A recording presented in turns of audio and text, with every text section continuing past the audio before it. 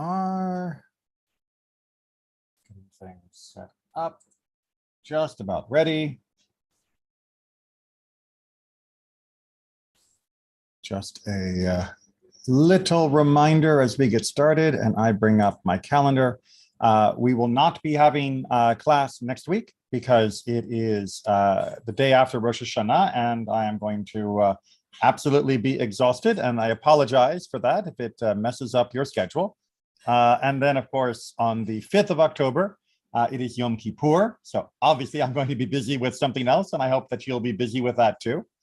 And then also on the the 12th and the 19th, the 12th, as that is the day after Sukkot, I'm also bowing out. And on the 19th, as we begin Bereshit, we will be resuming. So between now and October 19th, please enjoy the Chagim, the Yamim Noraim with your congregation, and to celebrate and meditate upon the ideas. So let's make today a good one, because it is our final study together of 5,782. We are going to begin in Nitzavim in our parasha today on chapter 30, right near the end of Nitzavim. And we're going to see some interesting topics about our soul, about our choice, and about what it is that we are looking to do in life. With that, let's get down to work. Deuteronomy 30, Devarim 30, verse 11. Surely this instruction which I enjoin upon you this day is not too baffling for you, nor is it beyond reach. Very important statement we've talked about in the past, of reminding us that the Torah is meant to be accessible. And despite the statements of some other faith traditions, it was not a trap to mire us in sin, but in fact was always considered doable by the God that gave it to us. It is not in the heavens that you should say, who among us can go up to the heavens and get it for us and impart it to us that we may observe it? Neither is it beyond the sea that you should say, who among us can cross to the other side of the sea and get it for us and impart it to us that we may observe it? No, the thing is very close to you, in your mouth and in your heart, to observe it. Again, reminding us that the Torah is not incomplete. There is not a volume 2, 3, or 4. That the Torah that we have is all that we need, and we do not need to wait for some person to prophetically claim a second portion or to come back from a trip and claim that they have discovered even more. The Torah is whole and perfect as it was given and as we continue to observe it. And then in verse 15, we get down to the heart of the matter. See, I set before you this day life and prosperity, death and adversity. For I command you this day to love your God Adonai, to walk in God's ways and to keep God's commandments, God's laws, and God's rules, that you may thrive and increase, that your God Adonai may bless you within the land that you are about to enter and possess. But if your heart turns away and you give heed and are lured into the worship and service of other gods, I declare to you this day that you shall certainly perish. You shall not long endure on the soil that you are crossing the Jordan to enter and possess. So this is the heart of the choice. When it says, I set before you, this is a choice between what is good and what is living and the opposite. And then God spells out in very short language, but very clear, what it means to pick one or the other. Pick to follow God, and we will have good in life.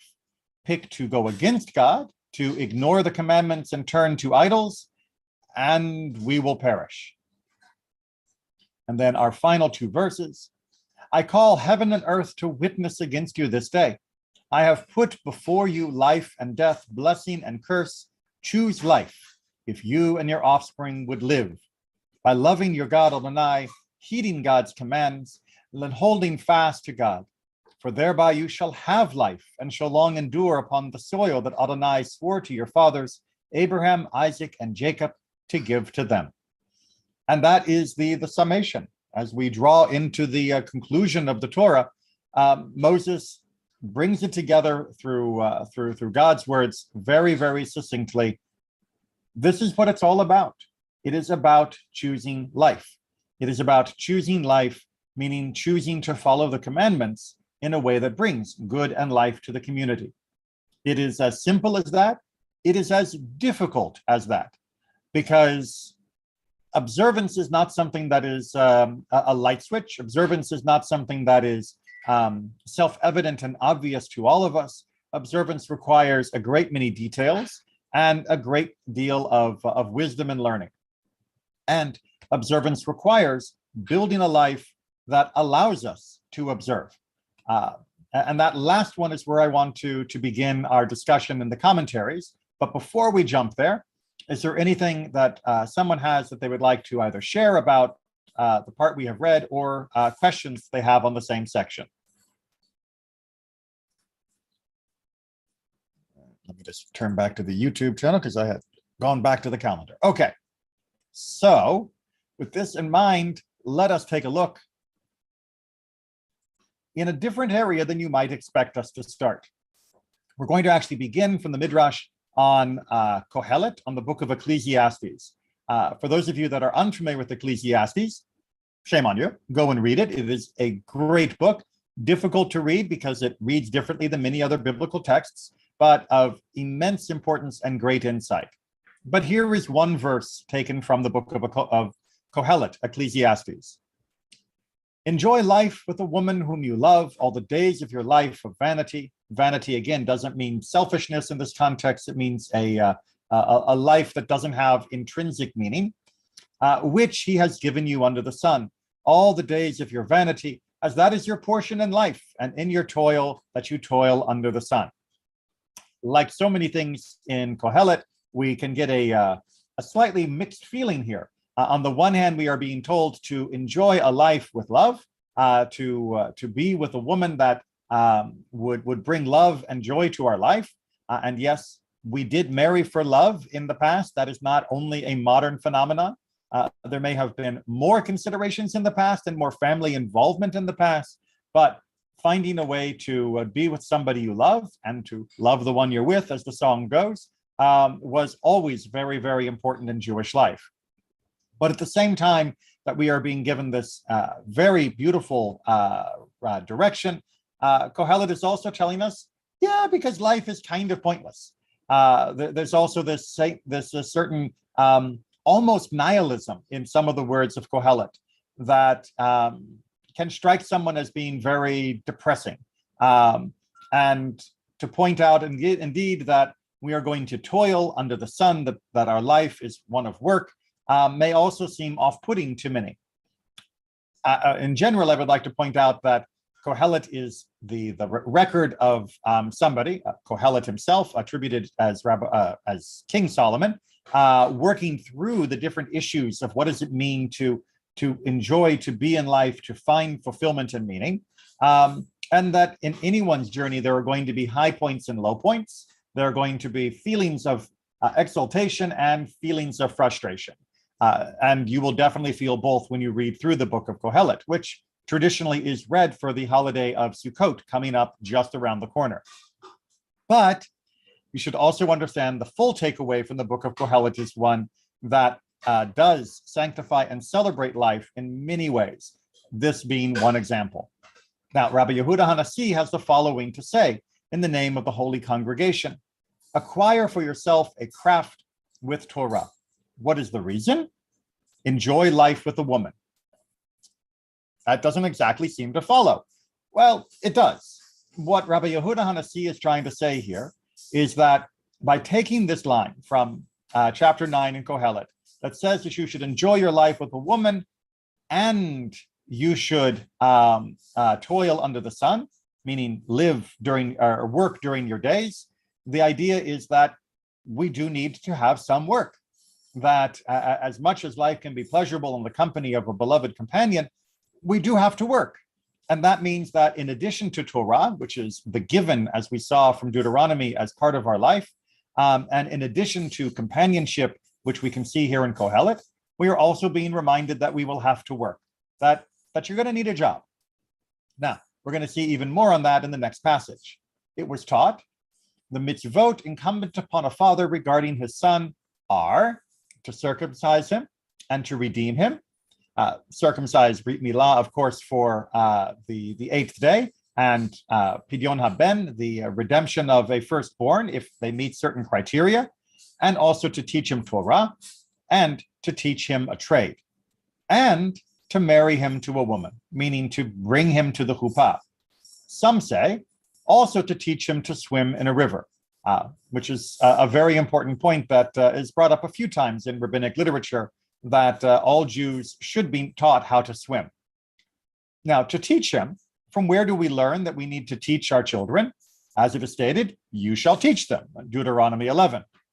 To marry a woman, how do we know that we are supposed to help our children grow so that they will find companionship and love within a relationship? As it is stated, take women and beget sons and daughters, and make women for your sons, and take women for your sons, from Jeremiah 29, where Jeremiah is pointing out that we do need to continue this even in the face of the disaster that is coming during this time when he lived. We do need to continue to have these. And in the ancient world, it was incumbent upon a father, or failing a father's presence, the mother or the rest of the family, to be able to provide enough for a young person that they could be in a position to find a spouse. They were not left just do it on their own. We didn't kick them out at 18 and tell them, go start a family, and if you can't, you're a failure. We helped them to make sure that they would have the best chance of success. And to teach him to swim in a river, how do we know that? As it is stated from our verse, you shall choose life. But if you want to make sure your children will survive, make sure they can swim. And here in Orlando, where there are lakes, rivers, and pools, and every place, it is even more important to make sure that they can do that, because many are the opportunities for a young person to encounter the water. Make sure that we choose life. And by choosing life, that means teaching them basic safety skills, such as swimming. Any questions on that before the Midrash returns to the topic of a wife? All right. Because there is explanation for why that wife would be so important, that it is not just fulfilling a commandment, but that there is more benefit than just that. Anyone who does not have a wife is without goodness, without a helper, without joy, without blessing, without atonement. And in typical midrashic fashion, we are going to take each of these and work out why it is that the author believes that these are attested to within the Torah or the rest of the Tanakh, the rest of the Bible. Excuse me. Without good, from where is it derived? Meaning, how do we know this? What passage, what verse do we point to? Genesis 2. It is not good for man to be alone. Pretty straightforward, right up at the beginning. Without help, from where? Again, from where do we derive this? I will make him a helper alongside of him. Again, the same description of the creation of the two people of the beginning as a way to both have good from not being alone, as well as having help. Without joy, from where do we know this? You shall rejoice, you and your household. And throughout rabbinic literature, the household is always considered to be begun with that spouse. And yes, the term wife gets used primarily throughout rabbinic literature in this because their audience, the readership, was presumably mostly male. And so you can take my apology for their apparent sexism. It was not sexism. They are trying to teach the people in particular who had more power and might have thought that they could abuse that power, that in fact, the people with less power, in this case, the women that came in to be the wives of those that are reading this, should be treated well and should be treated with a proper sense of gratitude for all that they bring to the household and the relationship. Without blessing, going back to our original list, from where? How do we know this? From Ezekiel, to place a blessing upon your house. Without atonement, how do we know this? And he shall atone for himself and for his household. Indeed, we see in the text that forms part of the nucleus of Yom Kippur, the text taken from the ritual of the special ceremony that happens at Yom Kippur, that the Kohen Gadol, the high priest, does not merely make atonement for himself, but he makes atonement for himself and his household. And again, in rabbinic fashion, the household is considered to be established and built around the wife. Now, Rabbi Yoshua ben Levi would like to add to this, to say we're not done with all the things that come from having a wife. Because indeed, without life as well, meaning if you lack a wife, you don't really have life. How do we know that? As it is stated, enjoy life with a woman whom you love. Our verse originally from the book of Kohelet. Without peace, we can add one more. As it is stated, you are peace and your house is peace, from 1 Samuel 25. And Rav Chia bar Gamda said, going even further, he is not even a complete person. As it is stated, he blessed them and he called their name Adam, from Genesis 5:2. When the two of them are not as one, they are not called Adam. That having this collective terminology in that chapter is trying to remind us that to truly be human, the more literal translation of the word Adam, to truly be that first person that was made in the first chapter of Bereshit, is to be with another person that completes you, to have that person that brings goodness, help, joy, blessing, atonement, life, and peace. That's what it is to be a human person. And some say that to be without that person diminishes the divine image. As it is stated, because he created man in the image of God. Again, going back to our stories in Genesis. So, rather important that we choose the right person. Rather important that we look upon the person whom we have chosen and we treat them with the right love, respect, and honor, and that we build a life with them that truly allows us to each be a full human being.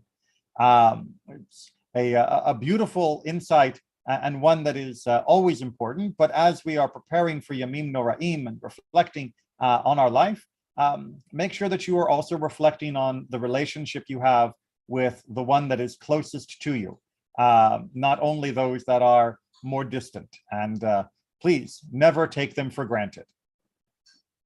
Any questions before we get to a more modern look at this issue of the relationship between husband and wife?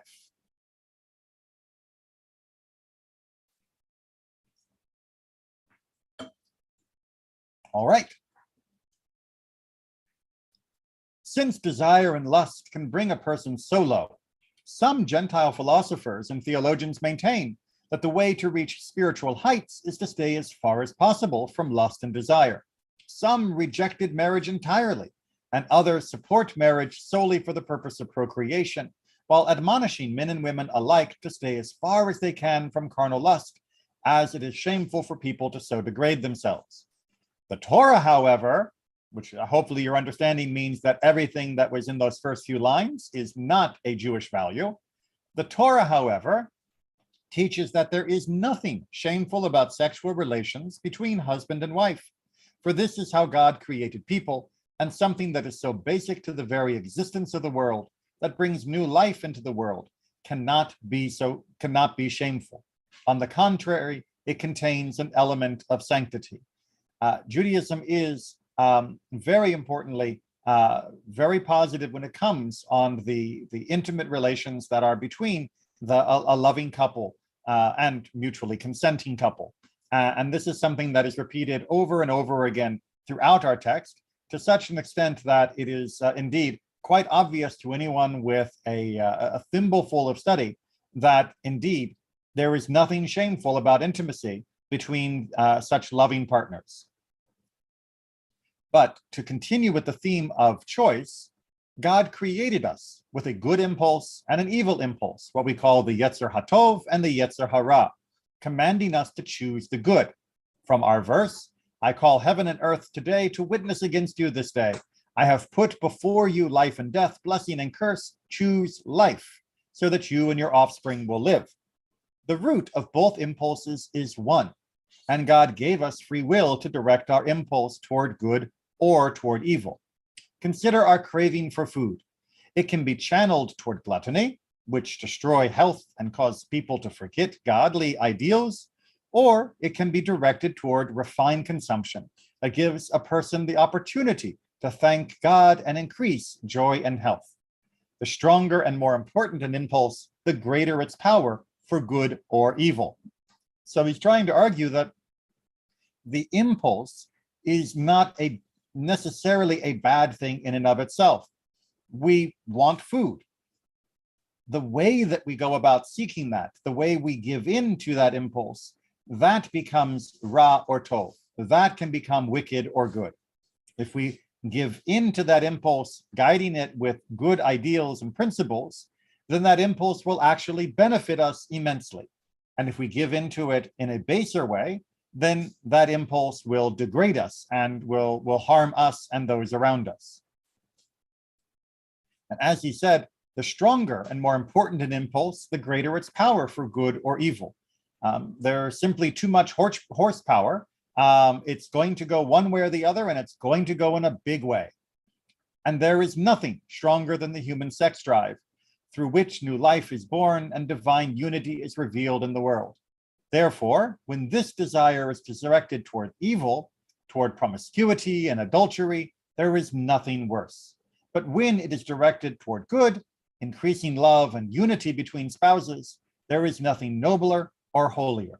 So as he's pointing out, it's not merely that Judaism says there is nothing shameful about intimacy, but the act of intimacy itself can, with the proper intention and with the proper partner, become a noble and indeed sanctifying act, one that creates a better world than it would have been had it been lacking.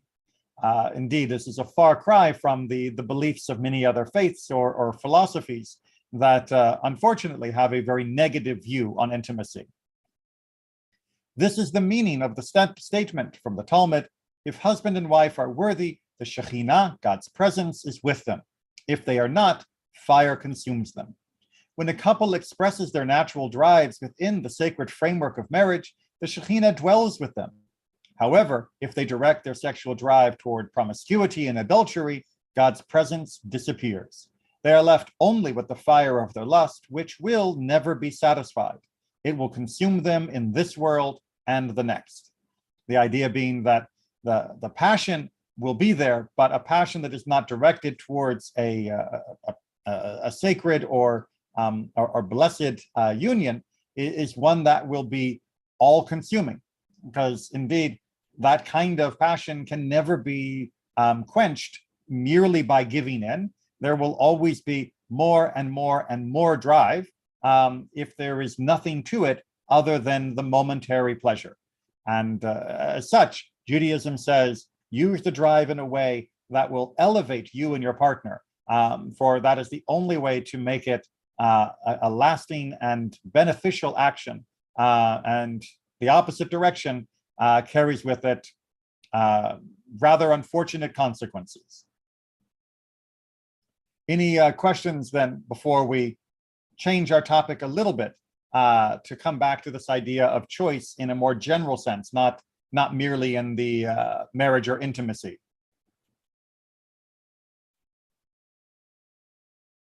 Okay, so from Sifrei, from the Midrash Halacha on Devarim, the congregation of Israel is destined to say before the Holy One, blessed be He, Lord of the universe, my witnesses remain and are testifying against me. What does that mean? I will call to bear witness against you this day the heavens and the earth, as we saw from our text. We know that we have made mistakes. We know that we have done terrible things to a lesser or greater degree, both individually and collectively. And because we know from Devarim time and time again that the literal heavens and earth are called as being testimony against us. Indeed, in many ways, our crimes are embedded within the earth or are in the air around us, and in a ways that cannot be denied. That how will we stand up in that court before God? The witnesses will be able to point out our errors, and we will have no defense because they will be true witnesses. As such, a person might be discouraged from doing teshuvah. A person might feel that they are hopeless before God because the testimony will be true and the testimony is permanent. So how will God respond to help us? I will remove them. As Isaiah says, for behold, I am creating new heavens and a new earth. Now, get the radical nature here of what the Midrash is doing by pulling together this passage from Devarim with this passage from Isaiah. If you think that you are blocked from returning to God, from making different choices in the future, because you have already committed a mistake, and that mistake is now engraved in the testimony of the earth, of the heavens, don't. Because if God wants you to return, God will make a new heaven and earth. God will literally change the universe to make it easier for us to return. That there is no physical barrier that prevents us from making a different choice. Israel will say, again, trying to lament that they can't find their way back, Lord of the universe, I see places where I went astray and acted shamefully, like in Jeremiah. See your way in the valley. Know what you have done. When Jeremiah is pointing to the valley where the great sins have been committed, now people who wish to repent are saying, but every time I walk by that valley, every time I see it, I am reminded of how I acted, of what I did, and that is holding me back. I feel captive to my transgressions.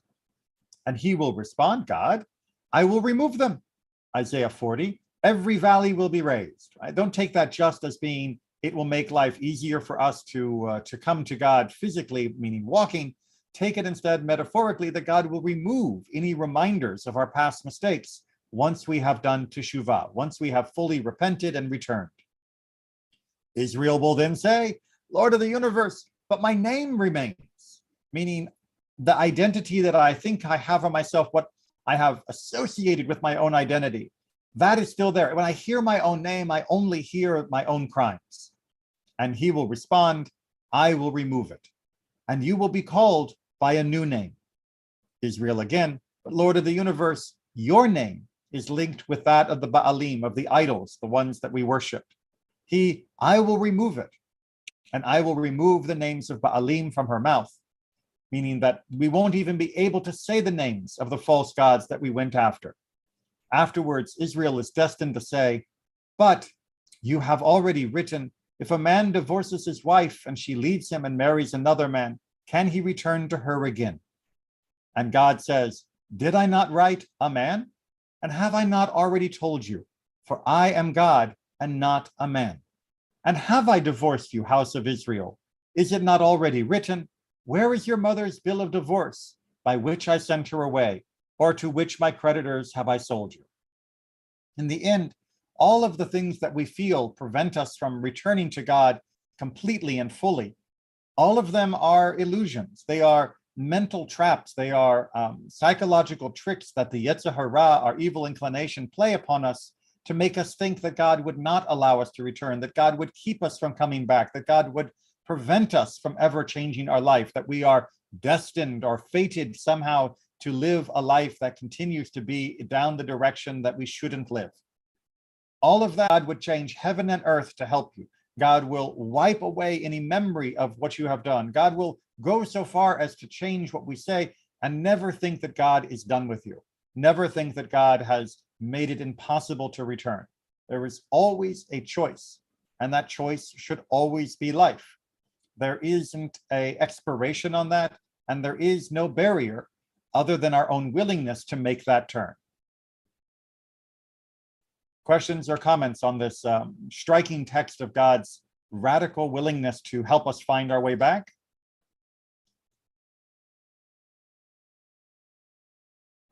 It is very telling as well as we contemplate not only our attempt to reconcile with God as we go into the high holidays, but also as we attempt to reconcile with other human beings.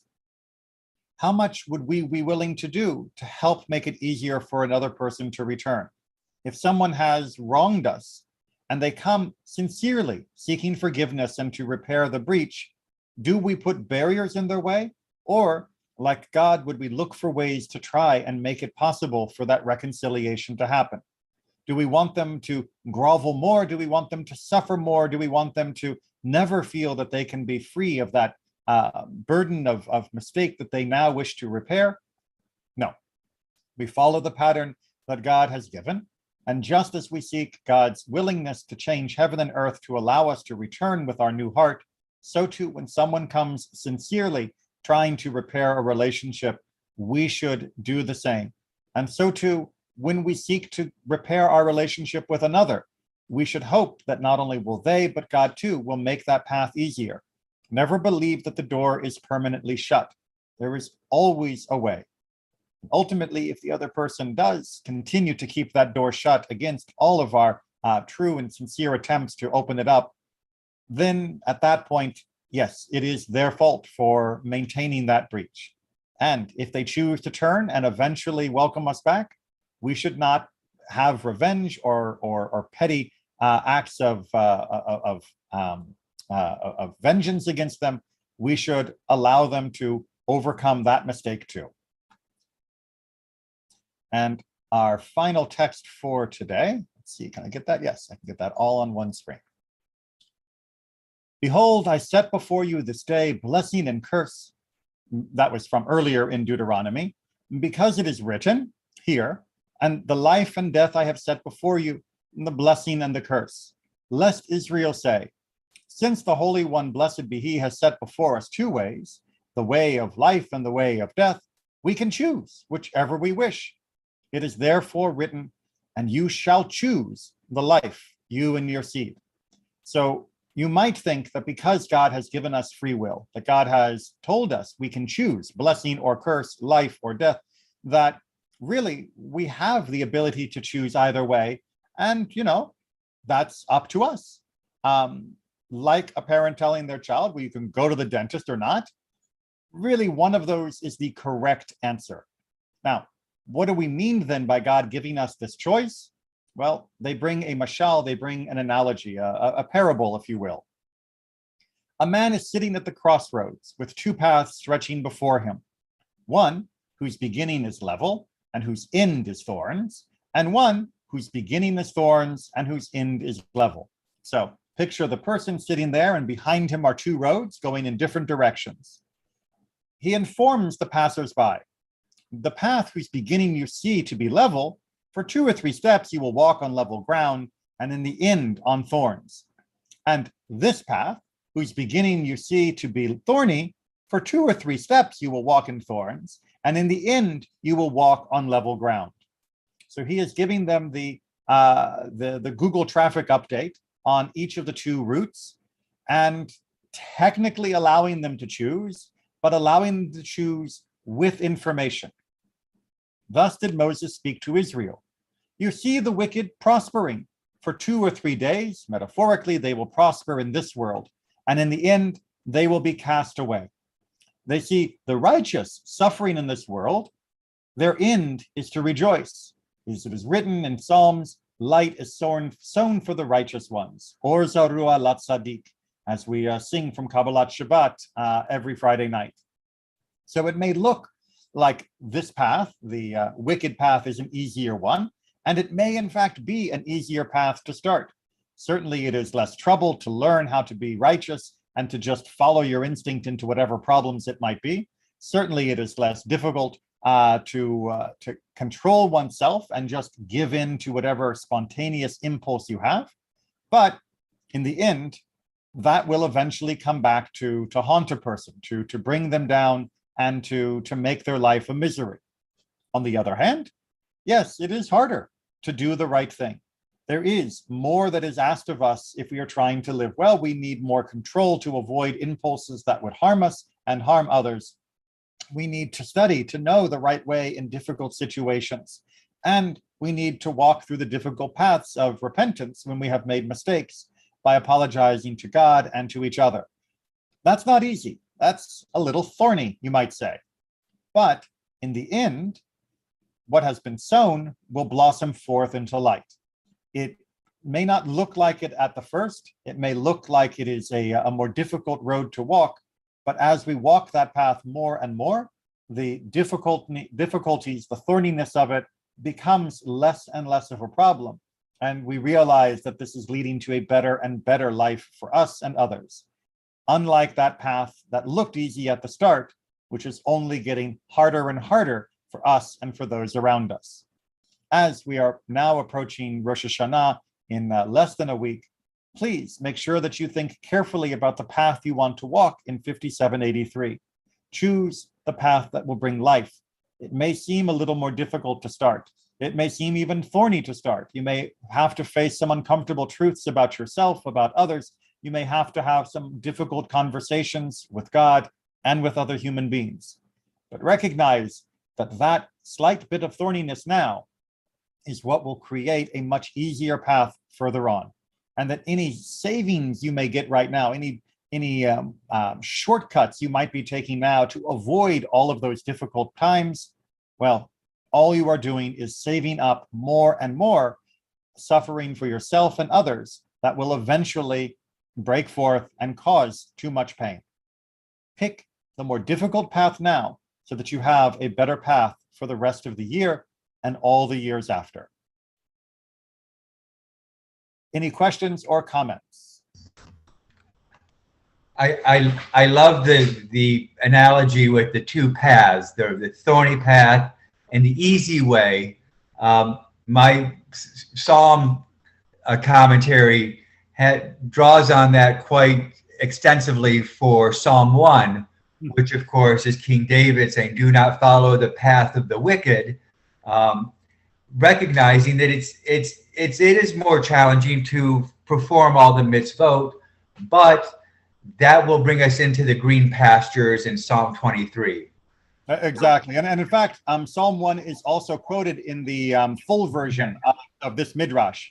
For the sake of time, although people have not been asking as many questions, so we're actually a bit under time, I sometimes will bring only one of the proof texts rather than multiple ones. But if we go to the rest of Sifrei, you'll see that Psalm 1 is also brought as an example of this very idea. Any other questions or comments? All right, then I will wish everybody a Shana Tova. May you have a wonderful new year. May the difficulties you face be the difficulties that come because you are choosing to do the right thing and not because sometimes you've chosen to take the shortcut. Take care, and I hope to see you all at Shabbat as well. Remember, this is the last Shabbat of the year. You don't want to miss it. Take care, everyone, and be well. Thank you, Rabbi.